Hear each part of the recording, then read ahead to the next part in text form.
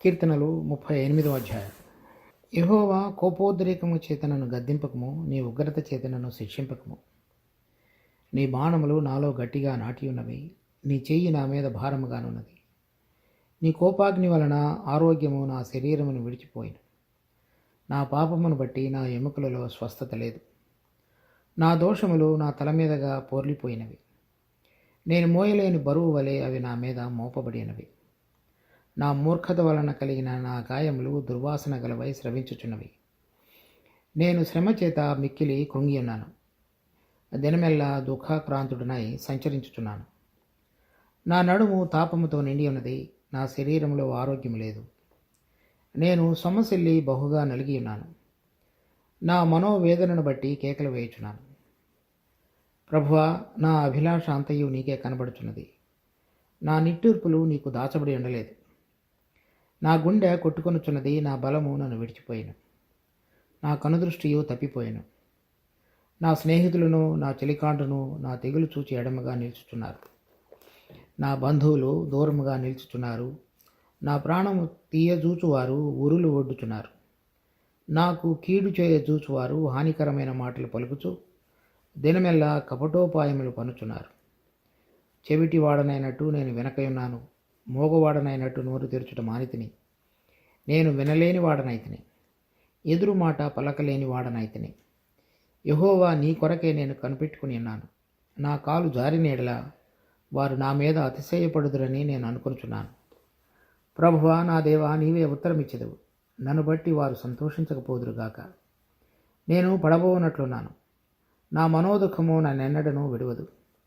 నా దోషమును నేను ఒప్పుకొనుచున్నాను. నా పాపమును గూర్చి విచారపడుచున్నాను.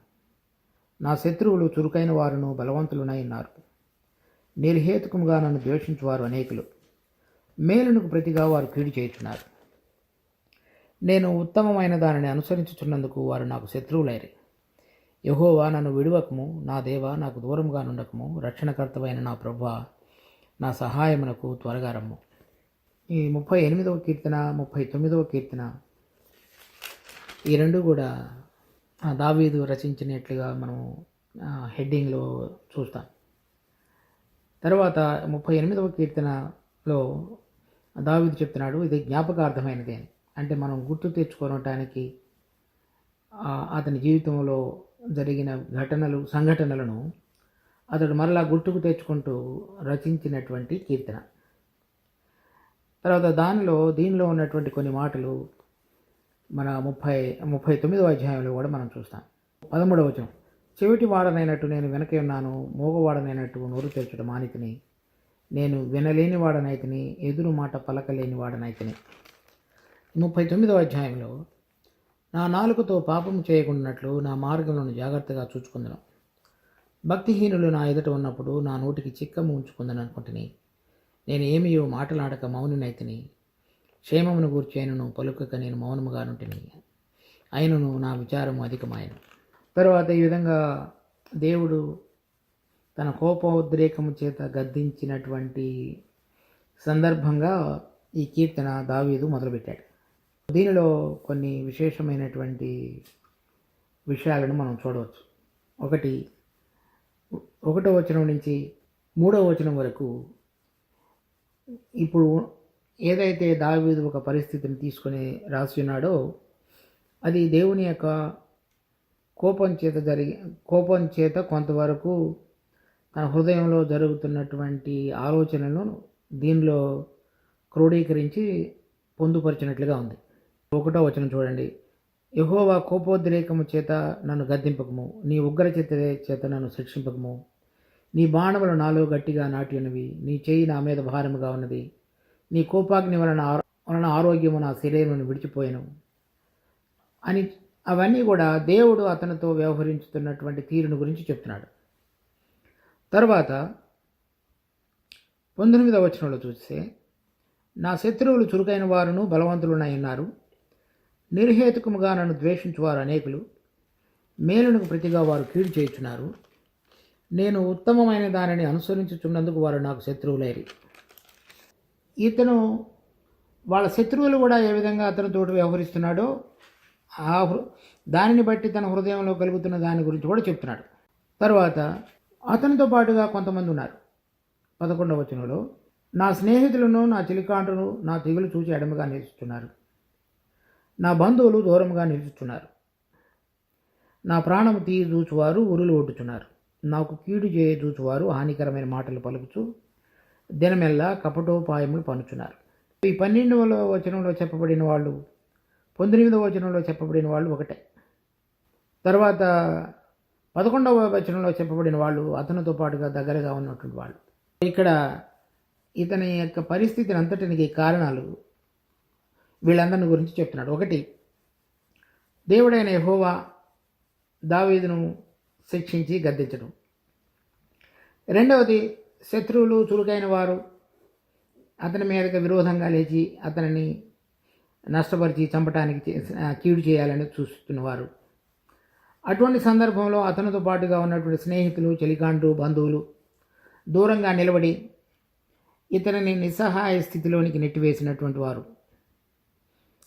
అంటే ఒక ప్రక్క నుంచి కాకుండా అనేక మూలల నుంచి అతని మీద జరిగినటువంటి భారాన్ని, అంటే వచ్చినటువంటి పరిస్థితుల మూలంగా కృంగిపోయిన తనంలో అతడు దేవుడికి ప్రార్థన చేస్తున్నటువంటి కీర్తన. తర్వాత దీనికి నేపథ్యం 1 సమూయేలు 30వ అధ్యాయంలో అయి ఉండవచ్చు. దావీదు ఫిలిష్తీయుల దేశంలో 1 సంవత్సరం మీద 4 నెలలు కాపురం ఉన్నాడు. చూద్దాం, 1 సమూయేలు 27వ అధ్యాయం. దావీదు ఫిలిష్తీయుల దేశంలో కాపురం ఉండిన కాలమంతా 1 సంవత్సరం 4 నెలలు. ఆ సమయంలో 8వ వచనం. 1 సమూయేలు 27వ అధ్యాయం 8వ వచనం. అంతలో దావీదును అతని వారును బయలుదేరి గెషూరీల మీదను గెజేరీల మీదను అమాలేకుల మీదను పడిరి. ప్రయాణస్తులు పో మార్గమున షూరు నుండి ఐగుప్తు వరకు ఉన్న దేశంలో వారు పూర్వము కాపురముండగా దావీదు ఆ దేశస్థులను హతం చేసి మగవానినేమి ఆడుదాన్నేమి ఎవరిని సజీవులుగా విడవక గొర్రెలను, ఎడ్లను, గార్ధపములను, ఒంటెలను, వస్త్రములను దోచుకొని తిరిగి ఆకీషు వద్దకు వచ్చెను. ఆకీషు, ఇప్పుడు మీరు దండెత్తి దేశంలో జొరబడితిరా అని దావీదు అడగగా, దావీదు యూదా దేశమునకు, ఎర్హమ్మేలీయుల దేశమునకును, కేనీయుల దేశమునకు దక్షిణముగా మేము ఒక ప్రదేశంలో జొరబడితిమనెను. అలాగన దావీదు చేయుచూ వచ్చెను. అతడు ఫిలిష్తీయుల దేశంలో నివసించినంత కాలము ఈ ప్రకారంగా చేయనని తమను గురించి వారు చెప్పుదురేమో అని గాతునకు వర్తమానం తెగల మగవానినైనను ఆడుదానినైనను దావీదు బ్రతకనీయలేదు. దావీదు తన జనులైన ఇశ్రాయేలీయులు తన యందు బొత్తిగా అసహ్యపడినట్లు చేసిన కనుక అతడు సదాకాలము నాకు దాసుడుగాను ఉండునని అనుకుని ఆకీషు దావీదు మాట నమ్మెను. ఇలా జరిగిన తరువాత 30వ అధ్యాయం 1 సమూయేలు 30. దావీదును అతని జనులను 3వ దినమందు సిక్లగునకు వచ్చిరి. అంతలో అమాలేకీయులు దండెత్తి దక్షిణ దేశం మీదను సిక్లగు మీదను పడి కొట్టి దానిని తగులబెట్టి గనులేమి అల్పులేమి అందులో ఉన్న ఆడువారినందరినీ చెరపట్టుకొని చంపక వారిని తీసుకుని వెళ్ళిపోయింది. అలా వాళ్ళకు కలిగినదంతా కూడా తీసుకొని కొంత అక్కడ ఉన్న దాన్ని తగలబెట్టి అక్కడ ఉన్నటువంటి ఆడవాళ్ళందరినీ కూడా పట్టుకుని వెళ్ళిపోయారు అమాలేకీయులు. ఇక్కడ అందుకని 39వ అధ్యాయం కీర్తనలో చెప్తున్నాడు, 6వ వచనం. మనుషులు వట్టి నీడ వంటి వారై తిరుగులాడుదురు, వారు తొందరపడుట కాలికే కదా. వారు ధనము కూర్చుకుందరు కానీ అది ఎవరికి చేసుకునో వారికి తెలియదు. గెషూరీలు, గెజోరీలు అమాలేకీయుల నుంచి దోచుకొని సంపాదించినదంతయు కూడా ఈ అమాలేకీయులు తీసుకుని వెళ్ళిపోయారు. అప్పుడు చెప్తున్నాడు, ఎవరు ధనం కూర్చుకుంటారు కానీ అది ఎవరికి చేజుకుతుందో ఎవరికి తెలుసు అంటే ఎవరికి తెలియదు. ఆ విధంగా నేను చేసినటువంటి దోషాన్ని నేను ఒప్పుకుంటున్నానని 39లోను, తర్వాత అదే సందర్భంగా రాసిన ఈ 38వ అధ్యాయంలోనూ కూడా దావీదు మాట్లాడుతున్నాడు. అక్కడ ఇప్పుడు ఎవరైతే అతన్ని పట్టుకుని వెళ్ళిపోయారో అక్కడ ఆడవాళ్ళందరినీ కూడా వారు అమాలేకీయులు. సో ఈ అధ్యాయంలో మనం చూసినప్పుడు ఒకవేళ అదే సందర్భంలో కనుక దావీదు రాసి ఉన్నాడని మనం అనుకున్నట్లయితే ఇక్కడ శత్రువులుగా పిలువబడుతున్నటువంటి వారు అమాలేకీయులు. తర్వాత తనలో ఉన్నటువంటి ఇప్పుడు అక్కడ 27వ అధ్యాయంలో వాళ్ళందరూ గెషూరీలు అమాలేకులను అందరినీ చంపటం, వాళ్ళందరినీ దోచుకోవటం, మరలా ఆకీషు దగ్గర ఇశ్రాయేలీయులు వారిని దోచుకున్నాడు అనేటువంటి విధంగా అబద్ధాన్ని చెప్పబూని ఆకీషుని నమ్మించటం, వీటన్నిటిని కూడా దావీదు ఈ కీర్తనలో ఒప్పుకుంటున్నాడు. ఇప్పుడు అమాలేకుల ద్వారా దేవుడు తన హృదయంతో తాను అంతకు మునుపు ఏమేమి చేసి ఉన్నాడనే విషయాలన్నిటినీ కూడా దావీదు యొక్క గమనానికి తీసుకొచ్చినప్పుడు తనతో పాటుగా ఉన్నటువంటి అంటే తన ఇంటి వారు కూడా వచ్చారు, ఇంకా దేశంలో కొంతమంది కూడా వచ్చారు దావీదుతో ఉండటానికి. వారందరూ దాదాపుగా ఇంచుమించు 600 మంది అయ్యారు. ఆ 600 మందిలో వారందరూ కూడా దావీదుని చంపడానికి రాళ్ళెత్తి రువ్వడానికి ప్రయత్నం చేశారు. సో వాళ్ళందరూ కూడా బంధువులుగా ఉన్నవారు, ఇంటివారు, తర్వాత స్నేహితులు, తనను కావాలని ప్రేమించుతూ తనకు దగ్గరగా వచ్చిన వారందరూ కూడా ఇప్పుడు ఎడబాటులోనికి వచ్చేశారు. అప్పుడు యాజకుడైన అబ్యాతారు దగ్గర ఏఫోదు తీసుకొని దావీదు దేవుని సన్నిధిలోనికి వెళ్ళి ప్రార్థించినప్పుడు రాసినటువంటి కీర్తన. ఆ సమయంలో తను ప్రార్థించినప్పుడు ముందుగా తను గమనించిన విషయాలు ఇవి. తను పాపం చేస్తున్నాడు, తర్వాత దోషములు అవన్నీ కూడా ఇప్పుడు తను వెళ్ళినటువంటి ఆ శ్రమకు కారణాలుగా ఉన్నాయనేటువంటి దానిని అంగీకరిస్తున్నాడు. అది ఎంతో మంచి హృదయం. కనుక మన జీవితంలో అనేకమైన పరిస్థితులు, ఇబ్బందులు అవన్నీ కలుగు చేయబడినప్పుడు దేవుడు మన హృదయాలలో వేరే వారిని ఆ తప్పును వేరే వారి మీద మోపి మనం చేసినటువంటి పాపము కానీ దోషము కానీ దేవుడికి వ్యతిరేకంగా చేసింది కానీ దేవుడు మనకు తెలియజెప్పిన దాన్ని పాటించకుండా జరిగించిన విషయం కానీ అంగీకరించగలగడానికి మన హృదయాలలో అటువంటి లోబడేటువంటిది పూర్తిగా ఒప్పించబడినటువంటి తత్వం మనలో కనిపించదు చాలాసార్లు. కానీ దావీదులో ఉన్నటువంటి విశేషమైన గుణం అదే. ఆ పరిశుద్ధాత్మ దేవుడు అతనికి తెలియపరచబడినప్పుడు వెంటనే తను గుచ్చబడిన వాడై అంగీకరించి తను దేవుడి నుంచి దూరంగా లేక వ్యతిరేకంగా జరిగించిన క్రియలన్నిటినీ కూడా ఒప్పుకుంటూ ఈ కీర్తనలలో తన హృదయాన్ని పొందుపరిచాడు. దావీదు దేవుని యొక్క బిడ్డ కదా, ఎందుకు దేవుడు అతన్ని క్షమించకుండా వీటన్నిటినీ ఇక్కడ చూడండి. 1వ వచనంలో కోపోద్రేకము చేత నన్ను గద్దింపకము, నీ ఉగ్రత చేత నన్ను శిక్షింపకము. తర్వాత 3వ వచనంలో నీ కోపాగ్ని వలన నా ఆరోగ్యము నా శరీరమును విడిచిపోయాను. కోపం ఒక్కటే ఎంతో కష్టమైనది, మనం ఇతరుల యొక్క కోపాన్ని భరించటం. తర్వాత దేవుని యొక్క కోపాన్ని భరించటం మరింత కష్టం. ఆ కీర్తనలు 90వ అధ్యాయం 11వ వచనం, నీ ఆగ్రహ బలము ఎంతో ఎవరికి తెలియను, నీకు చెందవలసిన భయము కొలది పుట్టు నీ క్రోధము ఎంతో ఎవరికి తెలియను. అంటే దేవునికి కోపం వచ్చినప్పుడు ఆ బలాన్ని కానీ ఆ కోపంలో వచ్చేటువంటి ఉగ్రత కానీ దాని యొక్క భారం అనేటువంటిది ఎవరు కూడా మనుషులు గుర్తించలేరు. అది అంత భయంకరమైనది. అటువంటి స్థితిలో నీవు నన్ను 38:1 చెప్తున్నాడు, కోపోద్రేకము చేత నన్ను గద్దింపకము, నీ ఉగ్రత చేత నన్ను శిక్షింపకము, నీ కోపాగ్ని వలన నా శరీరము నా ఆరోగ్యము నా శరీరమును విడిచిపోయాను. మనం ఆ దేవుని యొక్క కోపము, దానికి మిళితమైనటువంటి మరలా దేవుని యొక్క ఉగ్రత, లేక కోపానికి మిళితమైనటువంటి అగ్ని, అవన్నీ కూడా కలిసి దావీదు మీద వచ్చినట్లుగా దావీదు గుర్తిస్తున్నాడు. తర్వాత నీ బాణములు నాలో గట్టిగా నాటి ఉన్నవి, నీ చెయ్యి నా మీద భారముగా ఉన్నది. తర్వాత ఈ బాణములు అనేటువంటివి వేగంగా పయనించేటువంటి సాధనాలు, అవి మనల్ని గుచ్చుకుని గాయపరుస్తాయి. కనుక దేవుడు ఇప్పుడు అనుకోకుండా అతివేగంగా తెలియకుండా వచ్చినటువంటి ఈ సంఘటనలన్నీ కూడా, అంటే అమాలేకులు వచ్చి చొరబడి తీసుకుని వెళ్ళిపోయిన సంగతులన్నీ కూడా దేవుని చేతిలో నుంచి వచ్చినటువంటి బాణాల వల్లే చేయబడ్డాయని దావీదు అనుకుంటున్నాడు.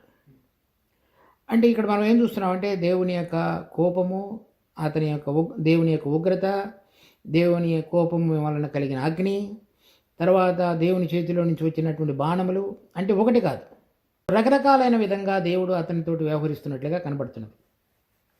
మరి దావీదు దేవుని యొక్క హృదయానుసారుడైనటువంటి వ్యక్తిగా దేవుడు చెప్తున్నాడు కదా.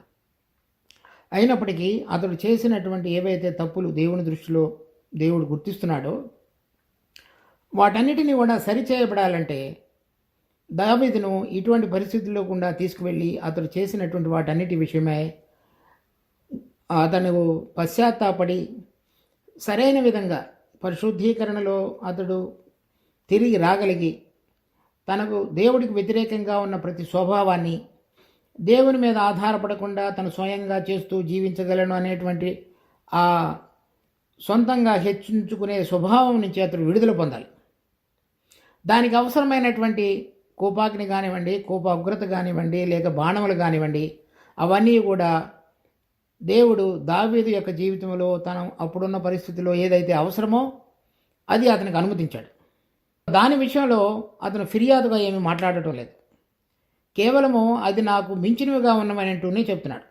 మన జీవితంలో కూడా మనం రక్షణ పొందిన తరువాత మనము సరిగానే ఉంటున్నామని అనుకుంటూ మన జీవితంలో దేవునికి వ్యతిరేకంగా చేసినటువంటి కార్యములన్నిటి విషయంలో కూడా ఆ కార్యములన్నిటి ద్వారా మనం జయం పొంది సరైన విధంగా జీవించగలగటానికి అవసరమైనటువంటి విధంగా దేవుడు కొన్ని పరిస్థితులను మన జీవితాల్లో కలుగు చేస్తాడు. ఆ కలుగు చేసినప్పుడు వాటిని సహించగలిగినటువంటి మనసు లేకుండా, లోబడకుండా ఎదురు తిరిగే మనసు కనుక ఉన్నట్లయితే మన జీవితంలో ఎంతో నష్టాన్ని మనం తెచ్చుకుంటాం. దేవుడు కృప కలిగిన వాడు కనుక ఒకవేళ మనం తప్పు చేసి ఉన్నట్లయితే దేవుడు మనల్ని శిక్షించుట కనుక ఆయనకు ఉద్దేశమైనట్లయితే దానిని సంతోషంతో స్వీకరించడం అనేటువంటిది మనం అభ్యాసం చేసుకున్నట మన ఆత్మీయ జీవితానికి ఎంతో మేలుకరమైనది. అలా కాకుండా దానికి లోబడకుండా ఉన్న జీవితాన్ని కనుక మనం అలవరుచుకొని మనకు ఇతర సదుపాయాలను కానీ ఇతరమైన పద్ధతులను కానీ కల్పించుకొని వాటన్నిటి నుంచి బయటపడటానికి చేసే ప్రయత్నం కనుక ఉన్నట్లయితే మరింత నష్టాన్ని మన ఆత్మీయ జీవితంలో తెచ్చుకుంటాం. దేవుడు తన మీద ఇటువంటి విధంగా చేస్తున్నాడనే విషయాన్ని గుర్తిన తర్వాత దావీదు ఏం మాట్లాడుతున్నాడో చూడండి. 4వ వచనం, నా దోషములు నా తల మీదగా పొర్లిపోయినవి, నేను మోయలేని బరువు వలె అవి నా మీద మోపబడినవి. తర్వాత నా దోషములు అంటే దేవుడు యొక్క శక్తి మీద ఆధారపడకుండా తనంతట తానుగా చేయాలనుకుంటున్నటువంటి విషయాలు దేవుడు వాటిని దోషములుగా పరిగణిస్తున్నాడు. ఇతను ఏం చేశాడు? తనంతట తానుగా వాళ్ళందరినీ చంపటం కానీ దోచుకోవటం కానీ చేశాడు. అది దేవుడి దృష్టిలో అంగీకారమైనటువంటిది కాదు. వాటిని ఇప్పుడు గుర్తు చేసుకుంటున్నాడు. అంటే తనంతట తానుగా దేవుని యొక్క మీద ఆధారపడకుండా వాళ్ళందరినీ పోషించడానికి, తను జీవించడానికి అవసరమైనటువంటివి ఏవైతే జరిగించుతూ వచ్చాడో ఇప్పుడు నేను బ్రతకాలి కదా అనుకుని మరి దేవుని దృష్టికి ఆమోదకరం కానివి ఏదైతే జరిగించాడో వాటన్నిటిని కూడా ఇప్పుడు ఒప్పుకుంటున్నాడు. అవన్నీ ఎలా ఉంటున్నాయంటే నా తల మీదగా పొర్లి పారినాయి, అంటే అవి నన్ను ముంచివేసినాయి. అంటే నేను చేసినటువంటి పనులు ఒకటి అలా కాదు, నేను నిలబడితే నాకంటే ఎత్తుగాను నన్ను ముంచివేసినవి గాను అంత లెక్క మించినవిగా ఉన్నాయి. తర్వాత అవి నన్ను ముంచివేసి అవి నా మీద భారంగా ఉన్నాయి, అంటే నన్ను ఇంకా కిందకు తొక్కేవిగా ఉన్నాయి, అంత బరువుగా ఉన్నాయి. ఎత్తు చూసినప్పుడు నాకంటే ఎత్తుగాను, బరువు చూసినప్పుడు నన్ను కిందకి నెట్టివేసేవిగాను ఉన్నాయి అని చెప్తున్నాడు. కనుక మనం మన జీవితంలో ఎంత మన హృదయాన్ని తెరచి మనలో ఆయనకు వ్యతిరేకంగా మసిలేటువంటి ప్రతి ఆలోచన తలంపులన్నిటిని కూడా మనం ఆయన సన్నిధిలో ఇష్టపూర్వకంగా నలగొట్టబడినటువంటి హృదయంతో, అంగీకరించబడినటువంటి మనసుతో, వాటిని విడిచిపెట్టగలగాలనే హృదయంతో మనము రాగలిగినప్పుడే మనకెంతో నెమ్మదిని దేవుడు ఆ క్రమశిక్షణ చర్యలో కూడా ఒక నూతనమైన విధంగా తన దయను చూపించి మనకు విడుదల కలుగు చేయగలడు. తర్వాత 5వ వచనంలో, నా మూర్ఖత వలన కలిగిన నా గాయములు దుర్వాసన గలవై స్రవించుచున్నవి. ఏదైనా ఒక గాయం దానిలో నుంచి ఒక స్రవంలాగా వస్తున్నది అంటే అర్థం అది పుండు పచ్చిదిగా ఉండి మానకుండా మాటి మాటికి వస్తున్నదని అర్థం. అది మాత్రమే చెప్తున్నాం, గాయములు స్రవించుచున్నవని. అది ఒక కుష్ఠరోగానికి గుర్తుగా ఉంది. వాళ్ళకి కుష్ఠరోగం వచ్చిన వ్యక్తికి అది ఆ గాయంలో నుంచి ద్రవం ఎప్పుడు కూడా అది స్రవించేదిగా లేకపోతే ఊరేదిగా ఉంటూ ఉంది. సో అదంతా కూడా ఏం చెప్తున్నాడు?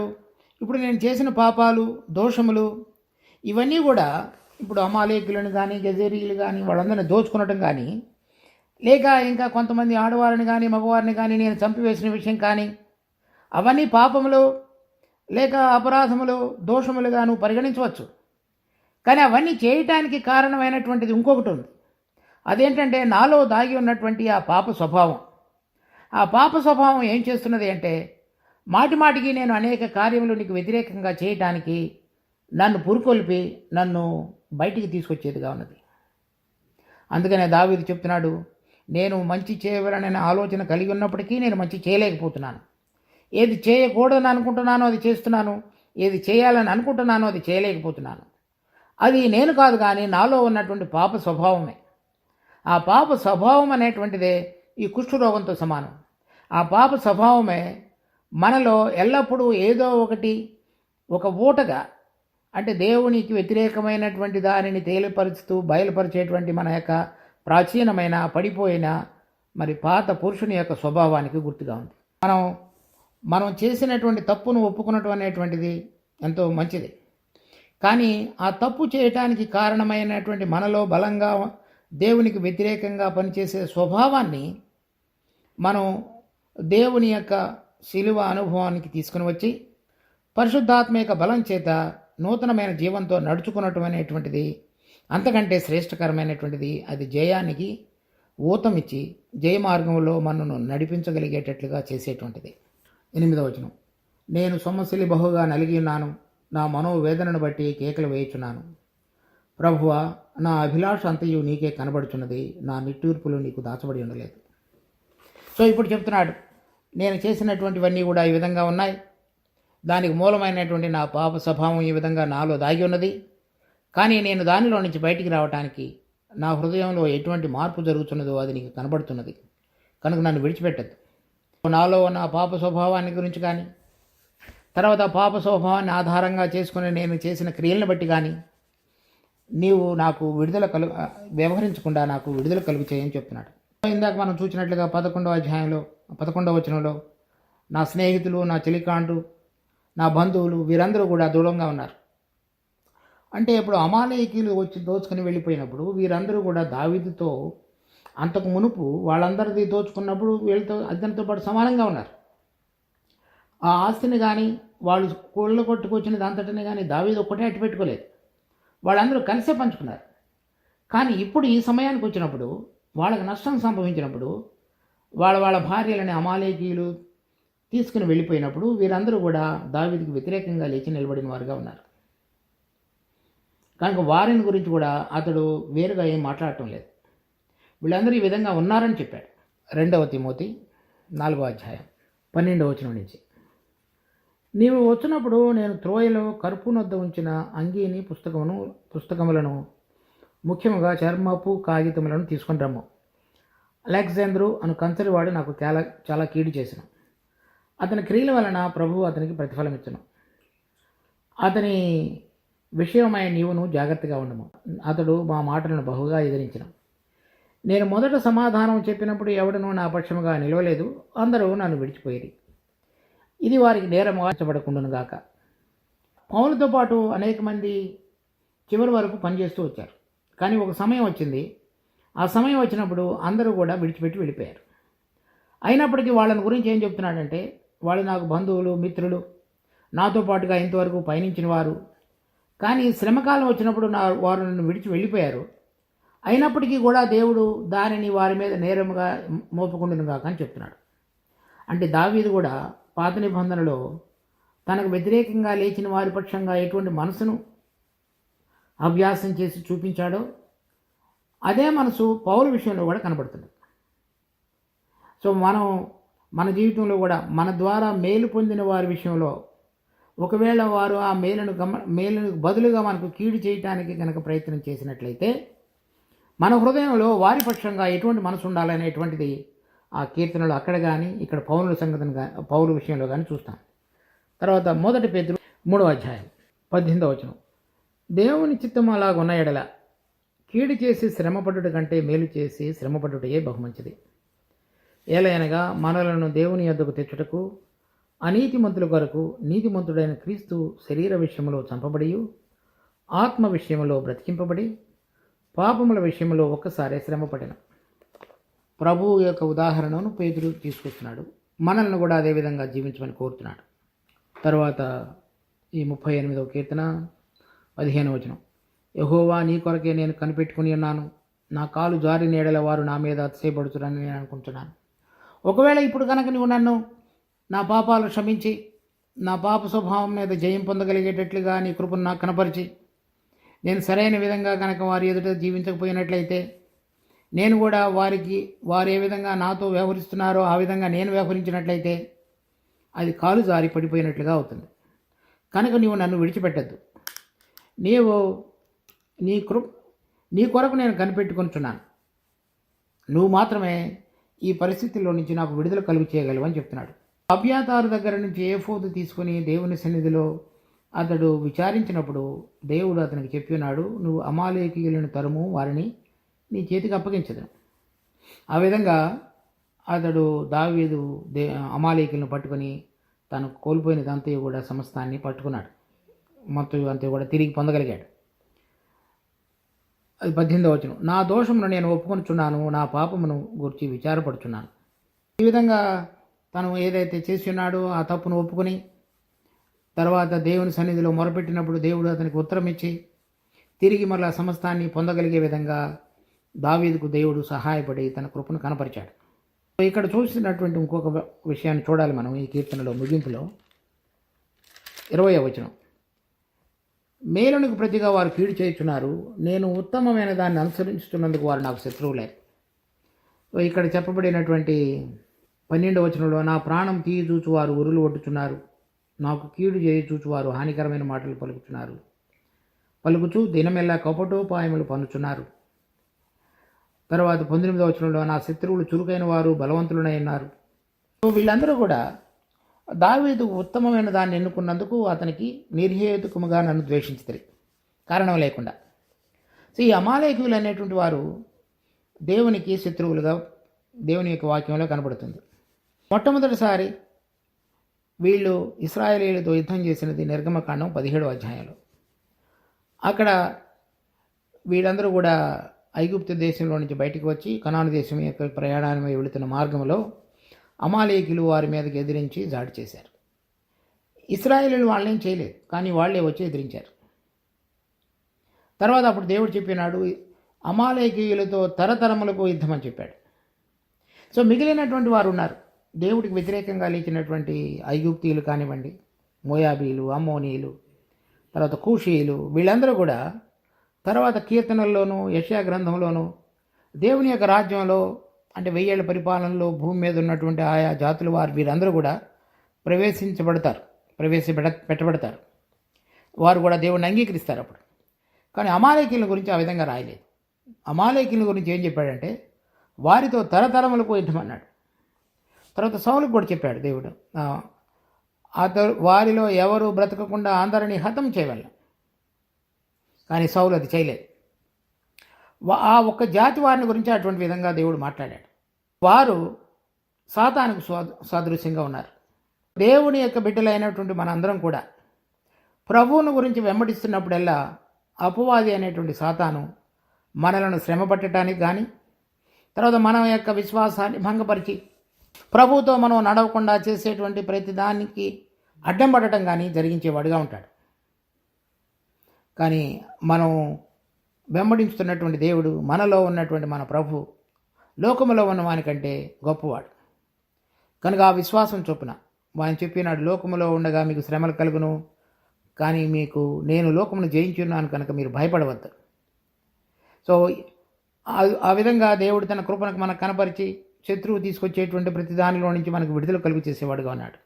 ఇక్కడ చూసినటువంటిది దావీదు తను చేసినటువంటి మూర్ఖ పనుల వల్ల లేక పాప స్వభావాన్ని బట్టి జరిగించిన పాప క్రియలు, తర్వాత తన బంధువులు మిత్రులు తనకు దూరంగా నిలబడినటువంటి తనకు వ్యతిరేకంగా లేచి కీడు చేసి తనకు శత్రువులైనటువంటి వారు, ఇవన్నీ కూడా ఒకే సందర్భంలో జరగబడటం అనేటువంటిది చూసినప్పుడు మొట్టమొదటిలో కోపాగ్ని, కోప ఉగ్రత, బాణములు, ఇవన్నీ కూడా దావీదు దానికి సాదృశ్యంగా మాట్లాడుతున్నాడు. కనుక మన జీవితంలో కొన్నిసార్లు ఆయా పరిస్థితులను బట్టి మనం చేసిన వాటిని బట్టి మనం పొందేవి, దేవుడు మనల్ని క్రమశిక్షణలోనికి తీసుకుని రావడానికి జరిగించిన విషయాలు, మనకు అయిన వారు దూరంగా నిలబడి ఉన్న విషయాలు, తర్వాత మనం ఉత్తమమైన దానిని ఈ పరిస్థితుల్లో అన్నిటిలో కూడా అంగీకరిస్తూ జీవించడానికి చేసే ప్రయత్నంలో అపవాది మన విశ్వాసాన్ని బలహీనపరిచి మనం కాలు జారేటట్లుగా చేయడానికి చేసే ప్రయత్నాలు, ఇవన్నీ విశ్వాసుల జీవితాల్లో సాధారణంగా కనబడుతుంటాయి.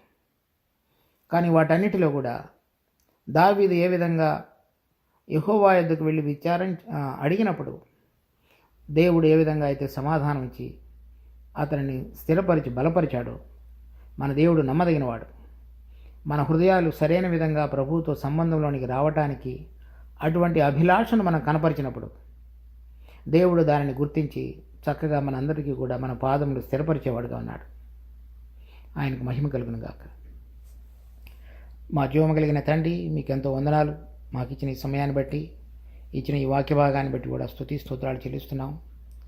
మీకు ఇష్టకరంగా మేమందరం కూడా మేము చేసిన క్రియలు, మాలో ఉన్న పాప స్వభావం, మా చుట్టూ ఉన్నటువంటి మనుషులు, అపవాది యొక్క కుతంత్రములు, వీటన్నిటి పరిస్థితుల్లో దావీదు ఏ విధంగా మీ సన్నిధికి వచ్చి మీ ద్వారా నడిపించబడి తన హృదయ అభిలాష అంతటిని కూడా మీకు వ్యక్తపరిచి పాపములు ఒప్పుకొని మీతో సరైన విధంగా జీవించాలి, నడవాలని కోరుతూ వచ్చాడు.